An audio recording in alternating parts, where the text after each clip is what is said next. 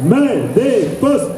Alors pour nous aujourd'hui, force est de constater que Blanquer a vraiment mis la pagaille dans les écoles. On en est cette semaine au 50e protocole sanitaire. On était à 49 avant les annonces de Castex. On en a 50. Je suis là parce que clairement il y a un ras-le-bol général. Je suis pas là que pour le Covid et pour le protocole.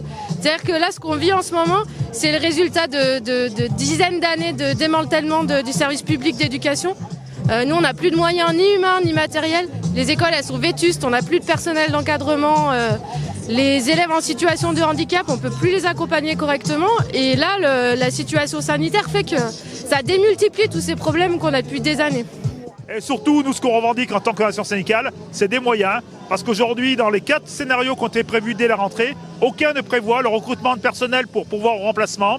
Aucun ne prévoit le recrutement de personnel pour pouvoir au dédoublement des classes ou à la diminution des moyens. Aucun ne prévoit le recrutement de médecins, d'infirmières scolaires, de personnel spécialisé. Et aujourd'hui, on en voit la conséquence, c'est-à-dire des classes fermées, faute de remplaçants. Dans ma circonscription, il y a encore quelques jours, on était à moins 15, parce qu'il y a l'effet domino, c'est-à-dire qu'à la fois, il y a une classe qui ferme, mais si jamais dans cette classe, il y a un enseignant qui a son enfant dedans, lui aussi il est obligé de fermer, il est obligé de partir. Donc c'est une vraie catastrophe. Et aujourd'hui, il y a un ras-le-bol général de cette situation où le ministre nous méprise et où en plus on n'a absolument pas les moyens de fonctionner normalement. Voilà, c'est très compliqué pour nous en ce moment en fait, et au niveau du travail et au niveau de la garde des enfants, etc. Le protocole pour moi il est inadapté en fait avec des enfants qui de toute façon vont avoir le Covid. Le virus il circule, donc là au bout d'un moment moi j'aimerais surtout qu'on laisse tranquille les enfants, qu'on arrête de nous prendre le chou, passez-moi le terme, pour toute cette paperasse administrative pour pouvoir accueillir les enfants correctement et passer un peu plus de temps en fait en classe plutôt que de gérer en fait les cas Covid etc. Nous, ce qu'on espère, c'est une prise de conscience de tous nos collègues et surtout des Françaises et des Français en fait, puisque tout le monde est concerné, les gens ont des enfants à l'école, et c'est que les gens se mobilisent pour ça, pour qu'il y ait enfin quelque chose qui se passe. Mais non, nous, on n'attend rien du gouvernement, non. Les enseignants font pas grève pour eux-mêmes. D'ailleurs, il n'y a pas que des enseignants ici, il y a des contractuels, il y a des agents territoriaux dans les établissements, des ATSEM, des agents périscolaires, etc. Tout le monde est concerné. Donc nous, on fait pas grève pour nous en fait, parce qu'en dernière analyse, l'impact il est pour les élèves, et du coup les élèves, c'est aussi leur famille. Et donc c'est tout le monde en fait, c'est la société. Alors ici, je viens soutenir les enseignants. Et puis demander des vrais moyens pour l'école, pour sécuriser, parce que le protocole actuellement, c'est vraiment n'importe quoi.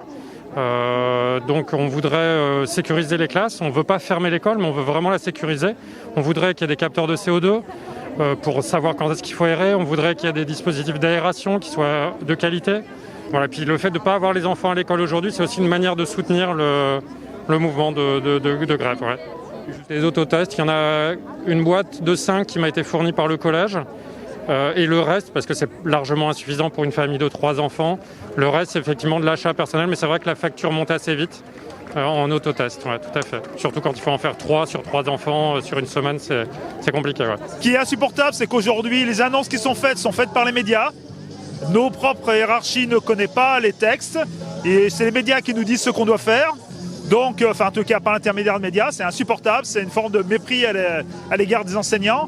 Je suis moi-même par ailleurs directeur, et c'est vrai que tous les jours on est obligé de composer en ne sachant pas de quoi va être fait demain.